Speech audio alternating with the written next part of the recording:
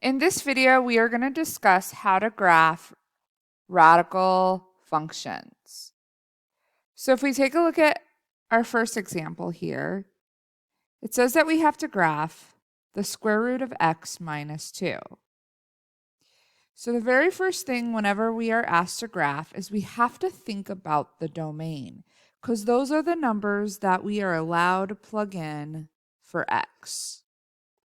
So if we think here about the domain, we have a radical, and the index here, this is a square root. It's like there's an imaginary 2 right here. This means what times itself twice makes the number on the inside. So that means the number that's inside the radical has to be greater than, or it could be 0. You could have 0 inside the radical, right? So let's just make sure we're on the same page here. So the square root of 0 has an answer. That's why we put the line underneath. But if we go change it to the square root of whatever negative number you want, then we have issues. So this is saying that the number inside that radical has to be bigger, or it could equal 0. Because if it went the other way, then you're saying the numbers in the radical have to be less. So then we would solve that equation, and we would learn that the numbers that we use for x have to be greater than or equal to 2.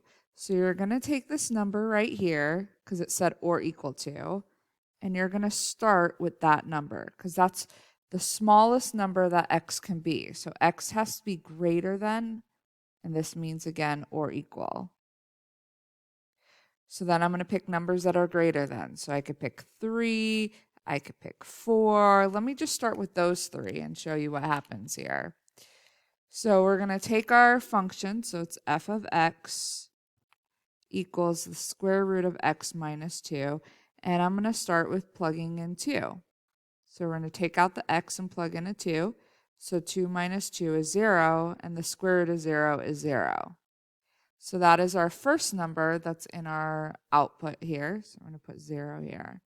Now we're going to plug in 3. So now I'm going to plug in 3 for x.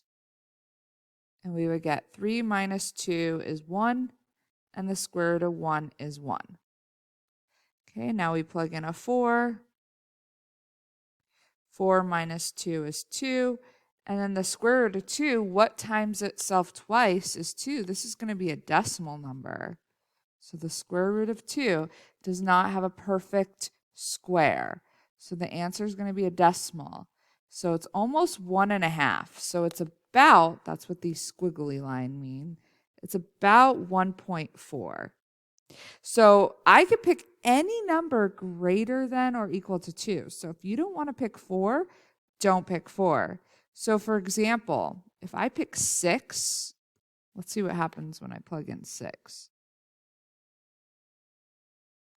So 6 minus 2 is 4. That's another perfect square. It has a perfect answer of 2. So you could pick any number you want. So if you would rather not have decimals, then don't pick that value there. So you want to pick numbers that when you subtract 2 from them, they're these kind of numbers. So like 4, 9, 16. These are all numbers that if they're left in the radical, you have a perfect square. So instead of subtracting 2, if you add 2 to this, for example, 11 would be a good number to use. Because then when we plug in 11 for x, we would get 9, and the square root of 9 is 3. So again, you could pick any numbers you want here.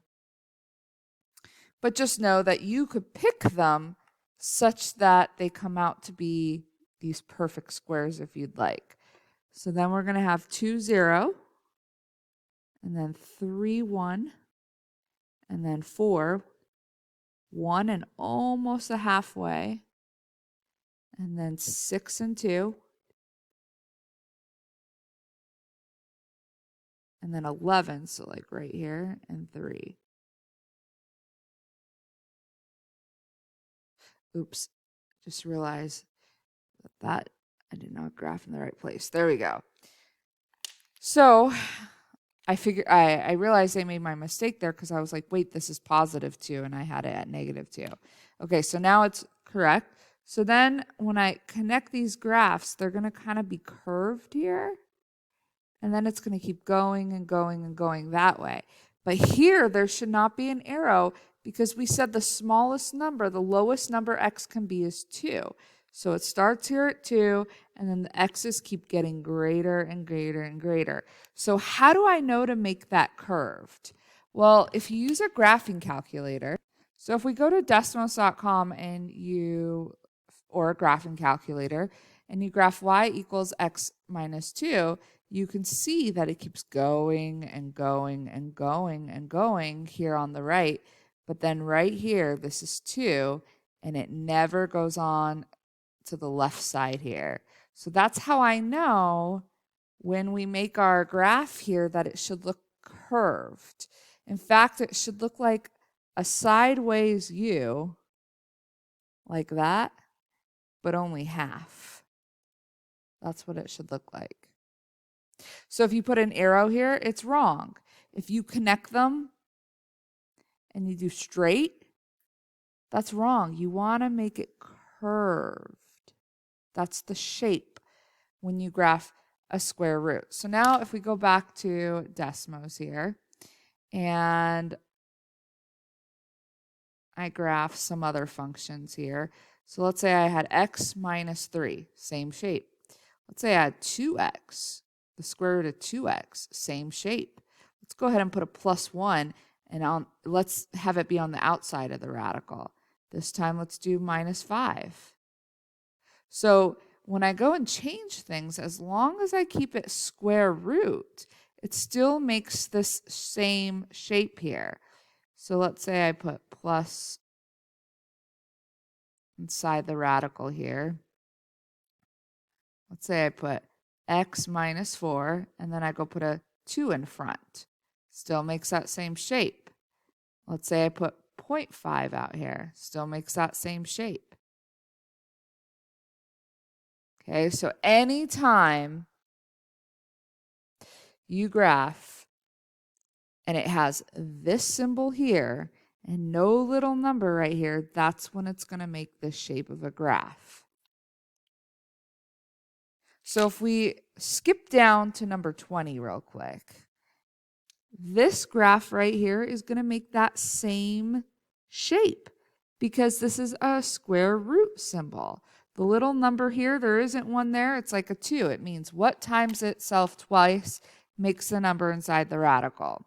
So if we take a look at this function right here, if you look at the difference over here with this one, is that this is all inside the radical. So I had to take the whole thing and set it greater than or equal to 0. Well, in this last problem here, just the x is inside the radical. This right here, no. So when I'm trying to pick numbers that go in for x, that minus 4 does not change anything, does not affect anything. It will not provide or make a negative inside the radical. So when I find the domain and I think about the numbers that will go in for x, I have to take whatever's in the radical, which is just x, and set it greater than or equal to 0 and solve this. Well, there's nothing to solve here. The lowest number x can be, this little line here means or equal to, this is the smallest number that x can equal. So this is the number that we're going to start with in our table, 0. And then we could pick any number greater than. So like 1, 2. But because I want to square root it, I want to pick things like 4 and 9. Because if I square root 9 or 4, it would have a value that isn't a decimal. So here's the numbers I'm going to pick. So you can pick whatever you want. If you want to pick 0, 1, 2, 3, 4, go for it. So then I'm going to plug these numbers in to the function. And again, remember the minus 4 is like separate. So it's not inside the radical. So the first number I picked is 0. And the square root of 0 is 0. And then minus 4 is -4. So that's the first number for our output. Now I'm going to plug in 1. So I'm going to have square root of 1 is 1, and then minus 4 is negative 3. So that's the next output. Now I'm going to plug in a 2. The square root of 2 is just the square root of 2. So I'm going to have a decimal right here. So I'm going to have the square root of 2 and then minus 4. So be very careful that that minus 4 should be outside the parenthesis here. So just the square root of 2 is inside the radical. So we get about negative 2.6. So almost negative 2 and then halfway. Okay, next number I've chosen is 4. So I'm going to plug in 4. So the square root of 4 is 2. And then 2 minus 4 is negative 2. Okay, now last one. I'm going to go ahead and plug in a 9. And then square root of 9 is 3 minus 4 is negative 1. Now we know the shape is going to look like this. So if it doesn't, then we would know we plugged in a number incorrectly. So 0, negative 4, 1, negative 3, 2, and then almost a little past halfway, and then 4 and negative 2, and then 9 and negative 1.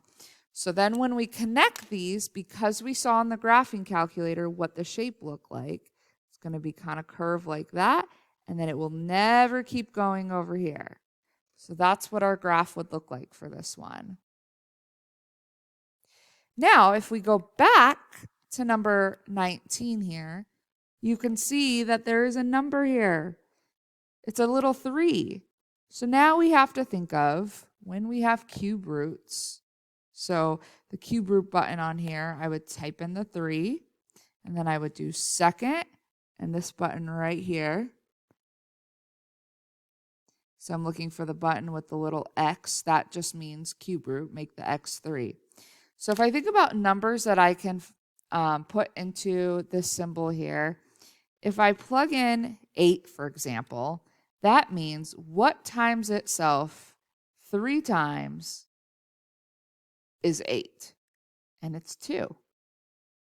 Now if I go plug in negative 8, there is an answer.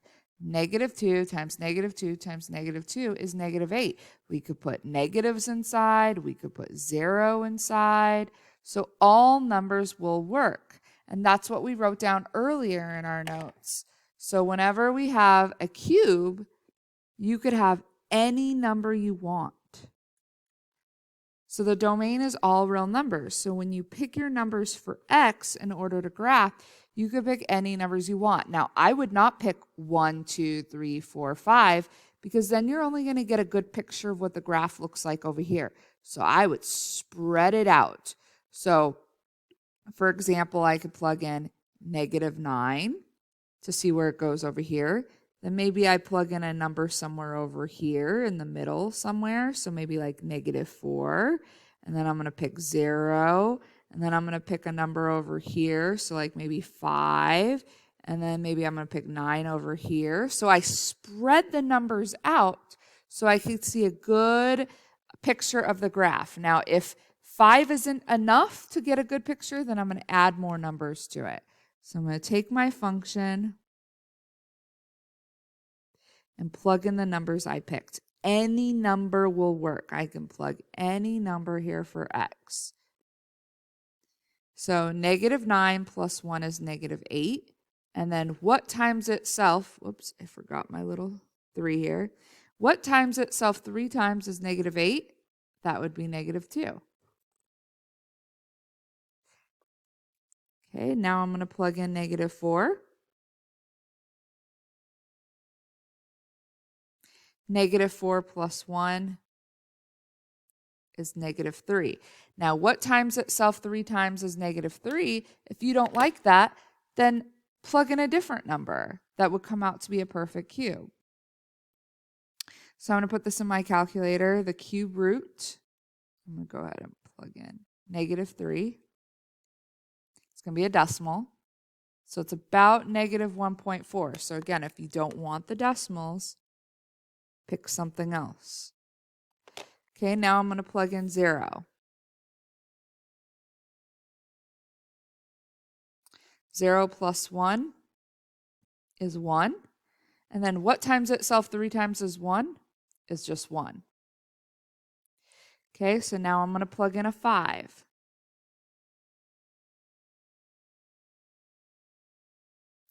And we get the cube root of 6. So since that's not a perfect cube, you could pick a different number if you want. But I'm going to go ahead and use it. Since I have a calculator, it's not an issue. We get 1.8. So it's about 1.8. And then lastly, I picked 9. So now I'm going to plug in 9.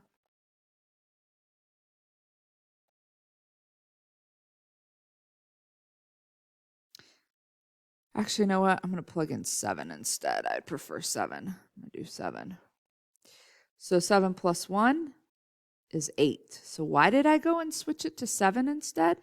Because I knew 7 plus 1 would be 8, and then what times itself 3 times is 8 would be 2. And I would much prefer to graph 2 than a decimal. So now I have my table here. We have negative 9, negative 2, negative 4, negative 1, and almost a half, 0, 1, 5, and then almost 2, and then 7, and 2. So now we have these points, and if we're like, wait, so what type of shape does this make? You can keep plugging in more numbers, but that's where we go to the graphing calculator to see how do we connect those.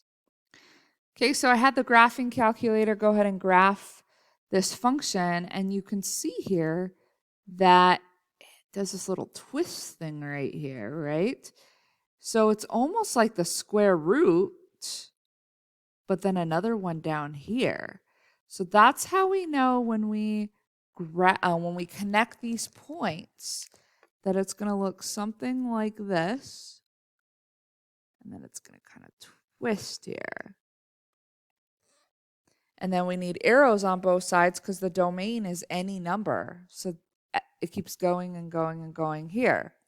So how do you graph radical functions then? Well, the first thing is you have to think about the domain. And if this little number right here is even, so if it's like a square root, then the graph will look like this. It's going to stop on one side. When this is an odd number, any number can be inside the radical, so it's going to go all the way across like this. So whenever you graph a cube root function, it makes this shape. And whenever you graph a square root, when there's no little number there, it's going to make a graph that goes like this.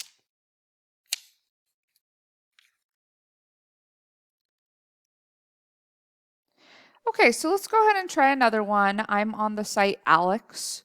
So depending on what semester you're watching this video, while I'm making this video, my students are doing homework in a system called ALEKS. So this is question number 16, and it says to find the domain and to make a graph. So the first thing, to find the domain, you take whatever's in the radical, and you tell yourself it has to be greater than or equal to 0. So for this problem here, this is not in your notes, but I want to remind you of something here. So feel free to add this problem on here to your notes, but we're going to go ahead and subtract 1 to both sides. And then I wanted to remind everyone that when you're solving for x here, when there's something in front of it, we're not done. And here we're dividing by a negative. And don't forget, when you learned how to solve inequalities, when you divide both sides by a negative, that symbol switches signs. So the domain is x can be any number less than or equal to 1. So if I graph this, it could be any number less than or equal to 1. Okay, so from the left, it's going infinitely to the negative side, and then it stops at 1. So this would be the domain. Now, if we're going to make a table and we're going to graph, this is the first number we want to start with. And then we want to pick any number that is less than 1. So we could pick 0, that's less than 1, -1, -2, -3, -4, any number we want here for x. Now, if we go back to Alex, I'm going to go ahead and enter in the answer.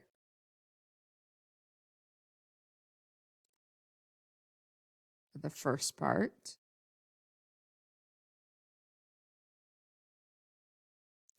And then the next part, you could see that here it already selected numbers for you. So then you're going to plug these numbers in here in the X spot for your table. So you can pause the video and go ahead and do that. So I've already done that. So I'm just going to type in the answers here. But I do want to show you when we plug in -3, just to make sure we're on the same page here.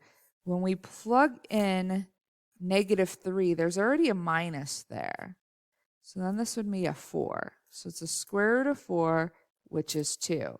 So that's how we know to put a 2 there.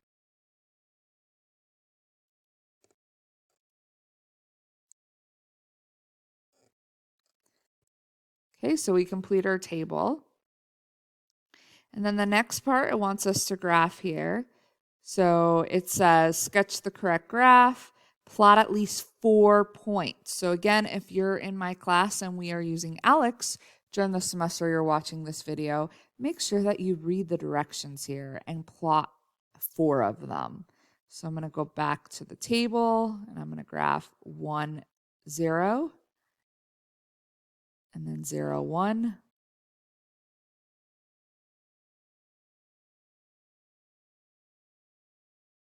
And then -3, 2.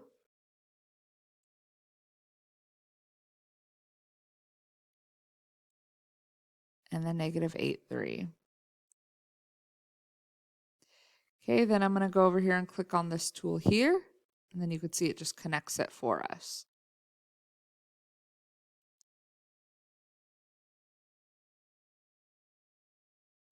And one last thing I want to clarify again is when we are graphing, when you find the domain, you don't care about this and you don't care about this. Those two numbers are not in this radical. This is what we care about. It has to be not a negative. So it has to be greater than or equal to 0. So make sure that it's only what's inside the radical, not here, not here. You'll use those numbers later, but when you're trying to think of what numbers to use for x, you have to find the domain. And then that's going to be the number that you're going to plug in for x, and then any number greater. So like 100, 4, 20, any number that is greater than or equal to, that's why we put that number there, are numbers that you would plug in here. And then when you plug the numbers in here, you're going to add 3 to it, find the square root, and then you'll use your order of operations and multiply by 2, and then subtract 5. But when you are trying to find the domain, these two numbers here don't come into play.